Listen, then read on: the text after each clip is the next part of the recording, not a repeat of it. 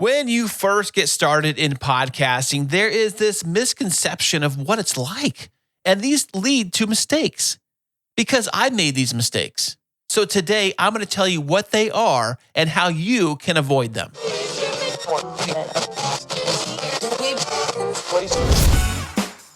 Sound matters. Be heard. Welcome to the podcast where you get exclusive behind-the-scenes tips to make your own show sound truly spectacular.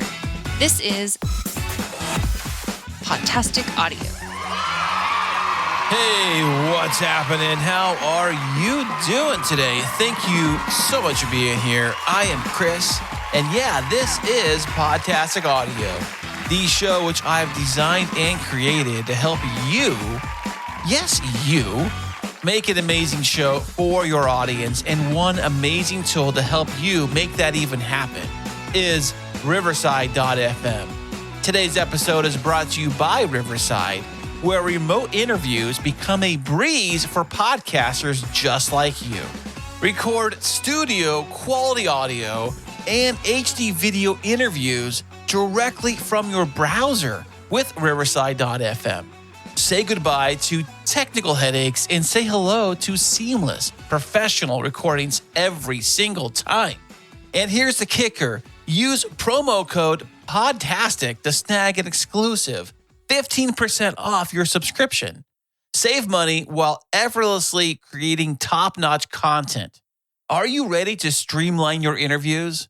Start your free 2-hour trial at Riverside.fm today. Elevate your podcast with ease and professionalism, courtesy of Riverside. As you are listening to this episode right now, the week it comes out, I am currently in the islands of Hawaii. I love visiting Hawaii. It's my favorite place to go to on earth, and I highly recommend if you have a chance to visit Hawaii, then take a trip over here and enjoy all the culture, the warm weather, the amazing beaches, the tropical scenery. It's just an amazing place to be at. I know it's not cheap to get here, and I know that living here is very, very expensive. And vacationing here is also very expensive. But today's episode is not about the island talk. Today we're talking about podcasting and 3 common mistakes that almost every single podcaster, including myself, I'm not innocent here, I've made all these mistakes myself, we make when we first get involved with podcasting. Now, I know podcasting can be done many different ways. People will say like, it's a YouTube channel, but it's a podcast, but it's only on YouTube. Well, technically it's kind of like a YouTube channel, but you listen, you can call your podcast whatever you want to call it. And you can create your podcast however you want to do it. And you can do your show about whatever you want. It's your show. Go ahead. If you're having fun, if you're enjoying your show, just keep on keeping on. But I'm going to tell you the 3 biggest mistakes that almost every single podcaster makes. And I'm going to tell you ways on how to improve those mistakes so you can make a better show, a more improved show. I wish I had these tips and tricks when I first got involved in podcasting. I wish I knew these mistakes before I did them. And I think a lot of podcasters, even ones that have been doing it for a little while, still are making these mistakes. And they're very simple mistakes. We all make mistakes. Everybody learns from mistakes. The smart thing you can do really is to learn from your mistakes. But the smarter thing to do is to learn from somebody else's mistakes. So let me tell you the mistakes that most people are making so you can improve your own show and learn from these mistakes to better your own process and better your own show. So the first mistake or misconception about podcasting when you first get involved with podcasting really is that we seem to underestimate the time and effort it's required to make your show. A lot of new podcasters make the mistake of thinking that podcasting is like super easy. All you do is crack on the mic, you just talk, you stop recording, and then maybe a little bit of light editing, not a lot, just a little, maybe you add some music at the front end, maybe music at the back end, you kind of fade it in, fade it out. That's like the simple way to do it. And then you send it out to your podcast media host as an MP3 and you are done, off to the next one. But the reality is that podcasting involves several stages, including planning, recording, editing, and promoting. If you want to produce like high quality content consistently every single time, well, that requires you to put time and effort into it. Tasks such as researching topics, preparing scripts or outlines, if you do that, editing the audio. It's one thing that a lot of shows like either they suffer on or they overdo. And of course, you want to market the podcast. That also can be very time consuming because not everybody has all day to reach out, promote, and be on social media all day long promoting their podcast. All of these things take time. Now, what do you do to fix this?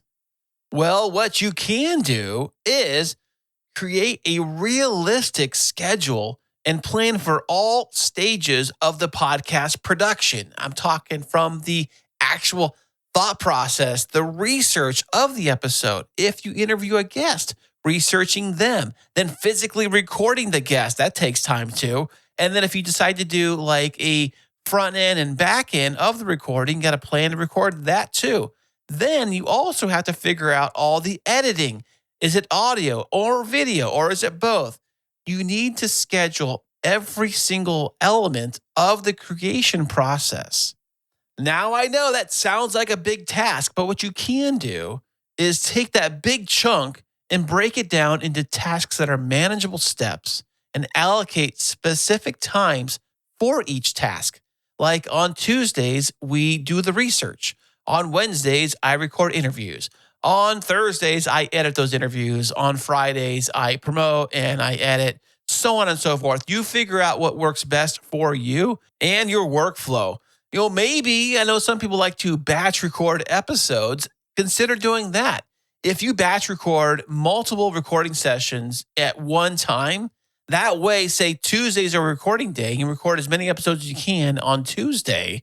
You get them all done. That's one less thing off your plate. So you can dedicate other days for other tasks.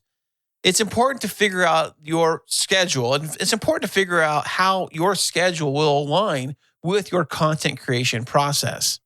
So the second major mistake and misconception that most new podcasters make, and myself included, actually, this is a big one because this show was spawned out of this mistake, and that is when a new podcaster focuses on equipment rather than the actual content. And yes, I am guilty of this one because when I started the Chris and Christine show, content was something I kind of let Christine figure out a little bit, but then I started doing some of that content research.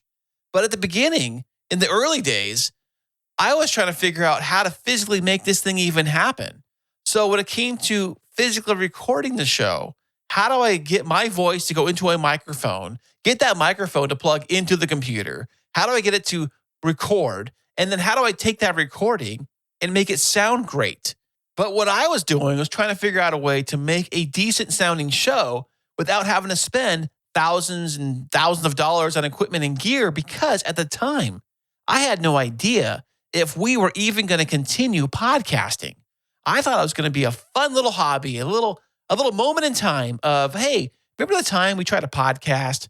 That was kind of fun, that kind of a thing. And we jumped into podcasting before the big surge and the big rush of podcasting hit the market. Our first show was recorded and debuted in August of 2019. That is like 6-7 months, maybe 8 months before everybody was in lockdown due to COVID and everybody decided to do a podcast. So we had a nice little head start leading into the whole surge of podcasting. But sometimes new podcasters that come into the space, they believe that having the best equipment is the most important aspect of the podcasting process. You'll see this thing a lot. You'll say like, which podcast microphone is the best? Or which camera rig is the best? Or which, all kinds of things like the Rodecaster Pro or the Mackie Mixer or the Zoom stuff or whatever, so on and so forth. You can spend thousands and thousands of dollars on equipment. But the bottom line is that spending all the money on gear has no impact on your content. Now I realize that having good equipment can improve audio quality, and this show is based on having amazing audio quality. But the truth is, content is still king in podcasting. Your listeners are drawn to engaging, valuable, and well-structured content more than pristine audio quality. And if you don't believe me, there are shows that are recorded on a $50 microphone with a basic setup that are getting hundreds, if not millions of downloads. And there are shows with the best gear in the world, thousands of dollars of equipment, Rodecaster Pros and Shure SM7B microphones that are getting a small fraction of the downloads the other show is getting. So the problem is that if you focus too much on equipment and gear and making sure everything sounds pristine every single time, that can lead to neglecting content planning and audience engagement. So what do we do? How do we fix that? Well, one thing you got to worry about is maybe instead of focusing on your equipment or focusing on the latest tech trends, focus on creating compelling and valuable content that resonates with your target audience. If you do not know who your target audience is, well, let's step back and figure that part out. And once you do know who your podcast is for, then you can work on delivering content that they need to listen to. Maybe you should invest time in researching topics, preparing engaging scripts or outlines if that's your thing. Maybe practice on your podcast delivery without needing a script. How about that? Try that one. Practice does make perfect, and the more times you practice delivering that content into a microphone, the better you're going to get. And when it comes to upgrading your gear, maybe start off with a decent but affordable microphone. I always recommend the Samsung Q2U or the Audio-Technica ATR 2100X or 2100, whatever it is. Those microphones are very similar. They're awesome. You can plug them directly into a Rodecaster console of any kind via XLR, or if you don't have any of that gear, you can plug it directly into any computer via USB. In fact, if you're going to get a USB microphone, the one I recommend is the USB pod mic. I have one. I'm not using it right now, but it works like a regular pod mic where it can plug into any XLR console, whether it's a Rodecaster or any interface of any kind. Or if you don't have that, like I said, you can plug it directly into your computer via USB. And the cool thing about the Rode pod mic USB is that it has onboard controls, which allows you to fine-tune this microphone to sound amazing as if you're running it through a Rodecaster Pro 2, all for $200, which is what I recommend if you're doing a podcast from the ground up and you have no gear, no experience, or anything like that, and you want to make sure it sounds great without spending a ton of money, get the Rode PodMic USB. And I wish I knew this earlier when I first got started into podcasting, because once you start going into that rabbit hole of figuring out what kind of gear you want to get or what kind of consoles or mixers, you can spend a lot of time and a lot of money just fine-tuning your audio, making sure it sounds the absolute best. But at the end of the day, content is what matters, and that's what your listeners come to your show for. And the third and final mistake or misconception that almost every single podcaster who first gets involved with podcasting makes. Now, this one has got to be the main culprit for every single show that pod fades. And I'm talking about the shows that expect immediate results. You see, if you're believing that podcasting, that your podcast will quickly gain a large audience and make you some of that sweet, sweet podcasting cash. If you've been podcasting for a little while, you know this one too. It's funny to think way back then when we first got started, as you press publish on your very first episode, you immediately think like, oh my gosh, this is out for everybody to listen to. Everybody's going to hear this right now. Well, not everybody's going to listen to your first episode the day it comes out. In fact, there's a good chance that maybe only a small fraction of your audience actually listens to that very first episode. And usually our very first episodes aren't really good anyways. So it's good to kind of get those done and recorded and pushed out, because what happens, you start to build more experience within the podcasting space. The reality is that building a podcast audience does take time, consistency, and persistent effort. You know, most podcasts do not achieve overnight success. It requires ongoing promotion and engagement. And it takes not a few weeks, not a few episodes, but years. That's years I'm talking about here. And that's years of consistently doing the same thing week after week after week, building, promoting, recording, editing. You have an entire engine in place that creates your shows seamlessly, and you are constantly going over all your marketing. You're making sure your show sounds great. You're delivering amazing content week after week, and you keep on doing that. If you take a long break, say a year or 6 months or whatever it is, or maybe your content is like mismatching. It's 1 week we're talking about this, 1 week we're talking about something completely different. It's a totally different topic. Or maybe you got different guests and it's all mishmash, which makes it hard to keep listeners around. And when it comes to making money with your podcast, you see a lot of other shows that either have ads or perhaps maybe they are saying they make all kinds of money through podcasting or some sorts or another. You see all that stuff and you're thinking like, gosh, I'm going to jump into this podcasting space. I'm going to do the exact same thing.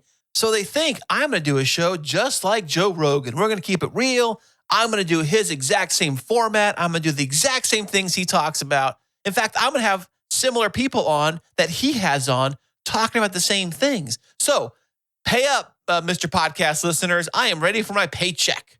Well, I hate to break it to you, but monetizing a podcast typically comes after you establish a loyal and substantial listener base. Your 5 friends doesn't usually cut it, maybe even 100 friends. You know, the truth is that to get a podcast listener to actually pay for anything or subscribe to anything extra that you offer for them, usually that percentage is around 3%. So if you have 100 dedicated listeners, on average, about 3 of them are going to buy anything or do any extra steps towards paying you. And if any company out there comes to you and promises you a large audience for a set dollar amount guaranteed, there is no guarantees in podcasting. You may be doing podcasting for 5, 10, 20 years and never, ever reach the audience level of somebody else. There's no guarantees in any of this stuff. So what do? You actually want to set realistic expectations and be patient with your growth process. Focus on providing consistent value to your audience and steadily build your community around your podcast. Maybe implement gradual marketing strategies and engage with your audience through social media. Maybe if you have an email newsletter, that'll help. And do collaborations with other podcasters. Maybe be on their show, they be on your show. Make friends within the community. Now, there's no guarantee that doing those things alone will help you gain the popularity of some other show you might know about. But building a podcast audience does actually take some time. It does not happen overnight. And sometimes your listeners will come and sometimes they'll leave. And that is the truth about podcasting. And I really wish that I knew some of these things when I first got started into podcasting. I jumped into podcasting completely blindfolded. I knew nothing about nothing. And when it came to creating amazing content, I was focused more on the technical jargon of it all, not the how much can I buy and what kind of gear can I upgrade to and how does this look and things like that. It was the simple things like, can this thing be recorded? Can a guest come in here? Can we record me, her, and the guest? Can we record all 3 of us at the same time? Is that even possible? How do we make it happen? Let's do that. I figured that the content will just come to us as we did it. And the hard truth is that podcasting is not easy. Well, let me make a correction. Good podcasting is not easy because anybody can literally fart into a microphone and put it on Apple Podcasts, and there it is today. Yes, you can physically do that. But if you want to make a good podcast, you have to have some planning and figure out what you're going to talk about, what the content is going to be about, and then actually stage out the time you have available to actually go over those things step by step. From the recording to the editing to the research to maybe doing a guest interview, things like that. Space out time effectively in your own schedule and never, ever, ever bite off more time than you have available. Don't be thinking that, oh, I'm off on Saturday, so I have all day Saturday to do all these things. The reality is you actually don't. So think about how long it takes you to do each of these steps. And then also get good at actually recording that content. I'm not talking about spending thousands of dollars on gear. I'm talking about actually sitting down with a microphone, any microphone you have, and getting good at physically creating the episode, the way you talk, the way you speak into the microphone, good mic technique, things like that. Practice makes perfect. Work on that rather than focusing on which microphone is going to give me the absolute cleanest, clearest sound and the absolute best this and the best that. Your audience actually doesn't care. They don't know what microphone you have, and they don't care what microphone you have. As long as the content sounds listenable, it sounds clear, and it sounds like you know what you're talking about, and it sounds like the content that they press play to listen to is something they want to hear. And the ultimate thing you have to realize is that podcasting is a long game. It takes years to build an audience. And not even like a major audience, just a simple audience. It takes a long time to make that happen. Depending on your niche, depending on a lot of factors, depending on your content, depending on a lot of things, depending on you. It depends on a lot of different factors. So be patient with yourself and your content and your podcast. Hey, by understanding and addressing these common problems and mistakes that all of us new podcasters make, you can set yourself up for long-term success and create the podcast that's amazing, that your audience deserves to hear and you want them to hear. Hey, thanks again for listening. I do truly appreciate you spending your time with me today. This has been so much fun. I got to get back to Hawaii. I am here, and I think I see a Mai Tai and a drink waiting for me right over there. I'm going to get back to it, but you keep on having your amazing podcast with your amazing content, and hopefully you deliver that amazing value directly to your audience. And until next time, happy podcasting.